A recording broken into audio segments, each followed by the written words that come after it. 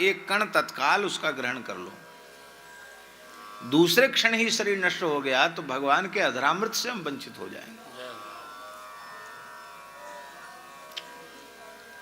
आचार्य की परीक्षा थी हमारी मथुरा में, माथुर चतुर्वेद विद्यालय है, वहां परीक्षा का केंद्र था, परीक्षा का सेंटर था। तो परीक्षा दिए और आखिरी दिन द्वारकाधीश जी का दर्शन किया। तो द्वारकाधीश जी का दर्शन किया तो वहां से प्रसाद लिया कि महाराज जी को प्रसाद देंगे।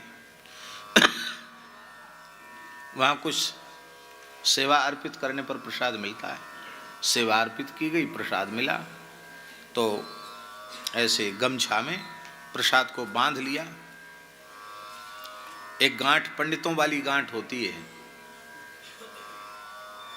तो सब लोग नहीं जानते, सबको सिखाना भी नहीं चाहिए, वो तो ब्राह्मणों का जन्मजात उनको वो प्राप्त होती परंपरा से। वो गांठ ऐसी होती ठाकुर जी कि स्वयं खोलो तब खोले, नहीं तो नहीं खोलेगी।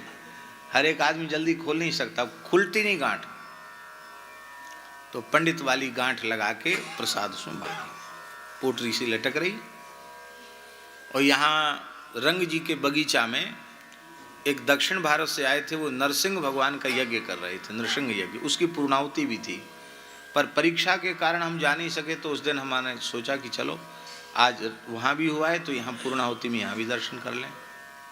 तो यज्ञशाला का दर्शन किया, प्रणाम किया और बगीचे में ऐसे घूमने रहे। घूमते घूमते प्रसाद की गांठ बंधी हुई, प्रसाद अंतर्धान,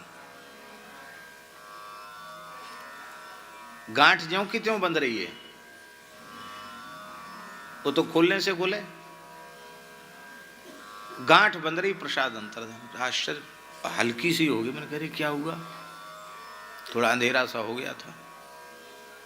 एक महात्मा से हमने टार्च ली, पूरी बगीची में घूमे, कहीं एक आध इतनों से तो मिल जाए प्रसाद, कुछ कहीं कुछ नहीं। बड़ा आश्चर्य हुआ, क्या करिए, हुआ क्या, प्रसाद गायब हो गया। आके महाराज जी को घटना सुनाई। महाराज जी बोले तुम प्रसाद के अधिकारी नहीं थे,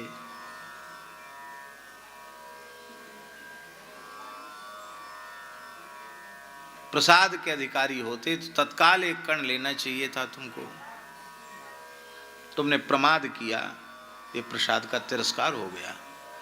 तो वहां यज्ञ की पूर्णाहुति के समय नित्य सिद्ध पार्षद उस बगीचे में थे, तो उन्होंने वो प्रसाद ले लिया।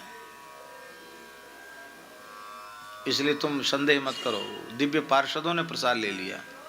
हमने कि महाराज जी हमने तो इस भाव से नहीं लिया था कि आपको देना है। बोले देखो, किसी को देना हो प्रसाद उच्छिष्ट नहीं माना जाता है, कि तुम उसमें से एक कण ले लेते तो हमको देने योग्य नहीं रह जाता। ये बात तुम्हारे मन में क्यों आई? तत्काल एक कण लेना चाहिए, तुमने नहीं लिया तो तुमको, इसलिए तब से कभी ऐसा अवसर हो तो भले ही, नहीं तो व्यासपीठ पर भी प्रसाद आवे तो एक कण हम वहीं ले लेते हैं।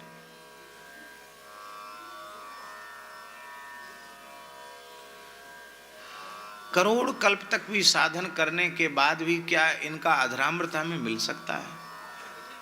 हमारे साधन में ऐसी सामर्थ्य ही नहीं है।